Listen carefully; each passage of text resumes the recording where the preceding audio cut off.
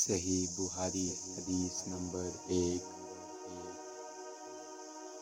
آپ صلی اللہ علیہ وآلہ وسلم فرما رہے تھے کہ تمام اعمال کا دار و مدار نیت عمل کا نتیجہ ہر انسان کو اس کی نیت کے مطابق ہی ملے گا۔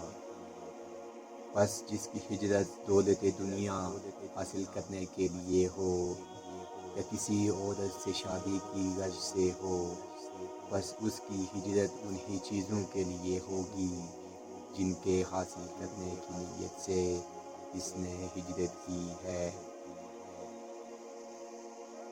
حدیث نمبر 2۔ ایک شخص حارث بن حشام نامی نے حضرت صلی اللہ علیہ وسلم سے سوال کیا تھا کہ حضور آپ پر وحی کیسے نازل ہوئی ہے؟ آپ صلی اللہ علیہ وسلم اور وحی کی کیفیت مجھ پر بہت شاق گزرتی ہے۔ جب یہ کیفیت ختم ہوتی ہے تو میرے دل و دماغ پر اس فرشتے کے ذریعے نازل شدہ وحی محفوظ ہو جاتی ہے، اور کسی وقت ایسا ہوتا ہے کہ فرشتہ بشکل انسان میرے پاس آتا ہے اور مجھ سے کلام کرتا ہے، بس میں اس کا کہا ہوا یاد رکھ لیتا ہوں۔ حضرت عائشہ رضی اللہ عنہا کا بیان ہے کہ میں نے سخت کڑاکے کی سردی میں حضرت صلی اللہ علیہ وسلم کو دیکھا ہے کہ آپ صلی اللہ علیہ وسلم پر وحی نازل ہوئی، اور جب اس کا سلسلہ موقوف ہوا تو آپ کی پیشانی پسینے سے شرابور تھی۔ حدیث نمبر 3۔ حضرت صلی اللہ علیہ وسلم پر وحی کا ابتدائی دور اچھے سچے پاکیزہ خوابوں سے شروع ہوا۔ اب خواب میں جو کچھ دیکھتے وہ صبح کی روشنی کی طرح صحیح اور سچا ثابت ہوتا۔ پھر من جانب قدرت آپ تنہائی پسند ہو گئے اور آپ صلی اللہ علیہ وسلم نے غار حرا میں خلوت نشینی اختیار فرمائی، اور کئی دن اور رات وہاں مسلسل عبادت اور یاد الہی اور ذکر و فکر میں مشغول رہتے، جب تک گھر آنے کو دل نہ چاہتا توشہ ہمراہ لیے ہوئے وہاں رہتے۔ توشہ ختم ہونے پر ہی اہلیہ محترمہ حضرت خدیجہ رضی اللہ تعالی عنہا کے پاس تشریف لاتے اور کچھ توشہ ہمراہ لے کر پھر وہاں جا کر خلوت گزین ہو جاتے۔ یہی طریقہ جاری رہا یہاں تک کہ آپ پر حق منکشف ہو گیا اور آپ غار حرا ہی میں قیام پذیر تھے کہ اچانک حضرت جبریل علیہ السلام آپ کے پاس حاضر ہوئے اور کہنے لگے کہ اے محمد پڑھو۔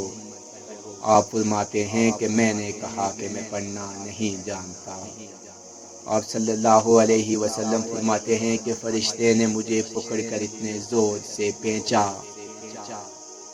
کہ میری طاقت جواب دے گئی، پھر مجھے چھوڑ کر کہا کہ پڑھو۔ میں نے پھر وہی جواب دیا کہ میں پڑھا ہوا نہیں ہوں۔ اس فرشتے نے مجھ کو نہایت ہی زور سے پھینچا کہ مجھ کو سخت تکلیف محسوس ہوئی، پھر اس نے کہا کہ پڑھ۔ میں نے کہا کہ میں پڑھا ہوا نہیں ہوں۔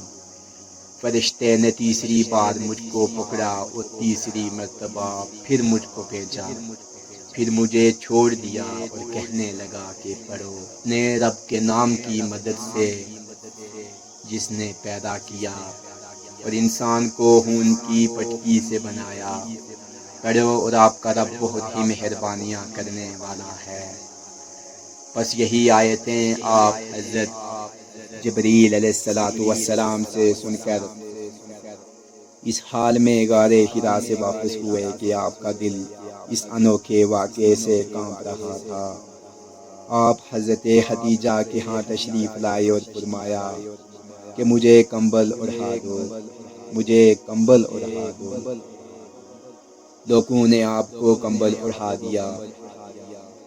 جب آپ کا ڈر جاتا رہا تو آپ نے اپنی زوجہ محترمہ حضرت خدیجہ رضی اللہ عنہا کو تفصیل کے ساتھ یہ واقعہ سنایا اور فرمانے لگے کہ مجھ کو اب اپنی جان کا خوف ہو گیا ہے آپ کی اہلیہ محترمہ حضرت خدیجہ رضی اللہ عنہا نے آپ کی ڈھارس بندھائی اور کہا کہ آپ کا خیال صحیح نہیں ہے، خدا کی قسم آپ کو اللہ کبھی رسوا نہیں کرے گا، آپ تو اخلاق فاضلہ کے مالک ہیں، آپ تو کنبہ پرور ہیں، بے کسوں کا بوجھ اپنے سر پر رکھ لیتے ہیں، مفلسوں کے لیے آپ کماتے ہیں، مہمان نوازی میں آپ بے مثال ہیں، اور مشکل وقت میں آپ امر حق کا ساتھ دیتے ہیں۔